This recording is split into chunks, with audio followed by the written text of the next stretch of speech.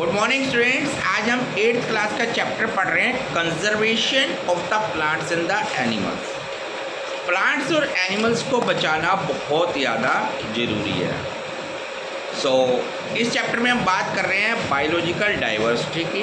ये biological diversity क्या होता है? किसी भी पर्टिकुलर एरिया के अंदर एनिमल्स, प्लांट्स, जैसे मैं बात कर रहा हूँ फ्लोरा एंड फ्यूना की बात करता हूँ।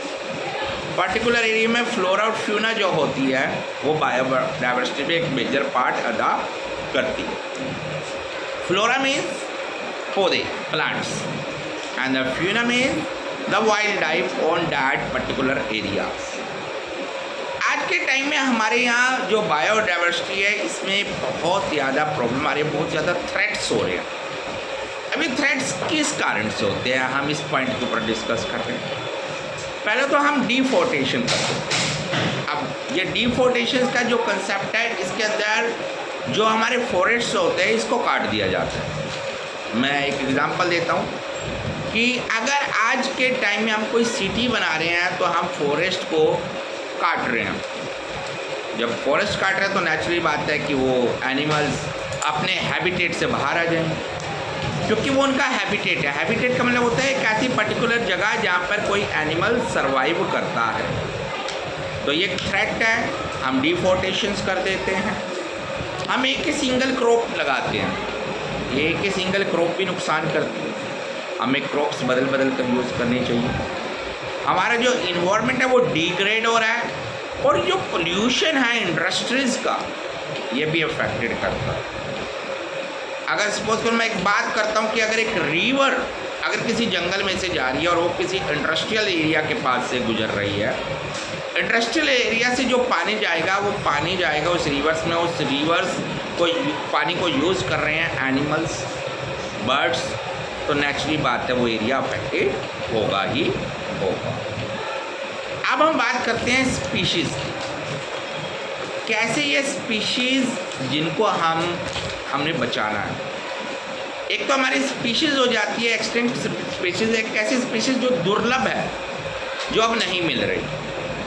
अब मैं इसमें एग्जांपल दे सकता हूँ, बर्ड्स भी हो सकता है और एनिमल्स भी हो सकता है। अभी हमने टाइगर, चीता जो स्टार्ट किया है, तो ये स्पीशीज़ हमारी ख़त्म हो चुकी थी, तो अभी हमने इसको बाहर के नाम्बिया से बुलाया, ये स्पीशीज़ वापस आई है। तो कुछ स्पीशीज़ दुर्लभ स्पीशीज़ होती है जो ख़त्म हो जाती है, तो हमें ये देखना है कि स्पीशीज़ कोई ख़त्म ना हो। अब कॉन्सिक्वेंस द डिफोर्टेशन। अगर हम डिफोर्टेशन नहीं करते, मतलब deforestation is so bad for us, deforestation नहीं करते और एफोर्टेशन करते तो क्या बेनिफिट होता है। और डिफोर्टेशन आप करते जा रहे हैं तो सबसे पहले तो हमारी ग्लोबल वार्मिंग हो जाती है। ग्लोबल वार्मिंग मतलब पेड़ ही नहीं है तो कार्बन कहाँ जाएगा, कार्बन उत्सर्जन कहाँ जाए, ड्रॉट आ जाता है अगर डिफोर्टेशंस करते हैं, अकाल पड़ जाता है, सॉइल इरोजन हो जाती है, सॉइल कट जाती है। तो अगर आप ट्रीज़ लगाते हैं तो सॉइल बची रहेगी, क्योंकि ट्रीज़ जो होते हैं इस सॉइल को पकड़ कर रखते हैं। फ्लड्स आ जाते हैं, अभी रिसेंटली दिल्ली के अंदर फ्लड्स आया। रीज़न क्या था? रीज़न यही बताया गया कि डिफोर्टेशंस था। जो यमुना का किनारा था वहाँ पर ट्रीज़ होते तो शायद ये बाढ़ नहीं आती, वो आधा पानी वो सोख लेते। और हम उस एरिया के अंदर भी सर्वाइव कर रहे हैं, मकान बना रहे हैं, तो वो एरिया जाएगा कहाँ? Flooded area. नेक्स्ट बात है, फ्लडेड एरिया को नुकसान पहुँचाना, अपने को नुकसान पहुँचाना। लॉस ऑफ द न्यूट्रिएंट्स ख़त्म हो जाते हैं, डिफोर्टेशंस करते हैं, क्योंकि प्लांट्स होते हैं वो न्यूट्रिएंट्स प्रोवाइड करते हैं। अब इन सब के लिए एक होती है रेड डाटा बुक्स, जिसके अंदर इंफॉर्मेशंस रहती है एनिमल्स के रिगार्डिंग कि कौन सा एनिमल एक्सटिंक्ट स्पीशीज़ है, कौन सी दुर्लभ श्रेणी में आता है एनिमल्स, उसमें हम पूरा डिटेल्स पढ़ते हैं। और extend in the wild life species को रखा जाता है, और इंडेंजर्ड स्पीशीज़ के बारे में लिखा जाता है, बताया जाता है। वेनरेबल स्पीशीज़ के बारे में होता है कि कौन सी स्पीशीज़ हमारे लिए वैल्यूएबल है। लो रिस्क स्पीशीज़ के बारे में बात की जाती है। लो रिस्क स्पीशीज़ क्या होगी? वो स्पीशीज़ जो सर्वाइव कर रही है ऑलरेडी, जिन्हें खतरा नहीं है। नॉट एवलेटेड स्पीशीज होती है जिन्हें अभी हमने काउंट नहीं किया है।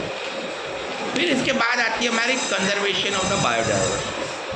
हम इसे बायोडाइवर्सिटी को हमें बचाना भी है, कंजर्व भी करना है। तो कंजर्व करने के लिए हम क्या करेंगे, हमें एफोर्टेशंस लगानी चाहिए, पेड़ लगाने चाहिए।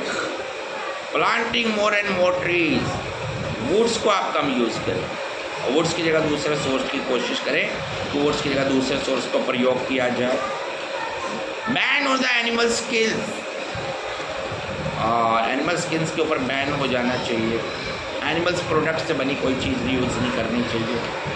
ओवर ग्रेजिंग नहीं करनी चाहिए, जानवरों को छोड़ देते हैं ओवर ग्रेजिंग करने के लिए, जिससे क्या होता है जानवर एरियाज़ को ख़राब कर देते हैं, ख़त्म कर देते हैं घास को, तो प्रोटेक्ट नहीं हो पाती वो स्पीशीज़। रेगुलर सर्वे होना चाहिए एरियाज़ का। अब हमारे पास होता है इनसाइड कंजर्वेशन स्ट्रेटजीज कि कंजर्व कैसे करेंगे साइट्स को। उसके लिए हम नेशनल पार्क्स बनाते हैं। वो नेशनल पार्क इन स्पीशीज़ के लिए एक सेफ प्लेस होता है। वाइल्ड लाइफ सेंचुरी बनानी चाहिए, जैसे हमारे यहाँ वाइल्ड लाइफ सेंचुरी है, जिम कॉर्बेट नेशनल पार्क है उत्तराखंड में, सरिस्का सेंचुरी है, भरतपुर बर्ड सेंचुरी है, और सुल्तानपुर बर्ड सेंचुरी है, काजीरंगा सेंचुरी है, और उसके बाद नंदकानन बायोलॉजिकल पार्क है, गिर सेंचुरी है गुजरात के अंदर, कान्हा नेशनल पार्क है मध्य प्रदेश के अंदर।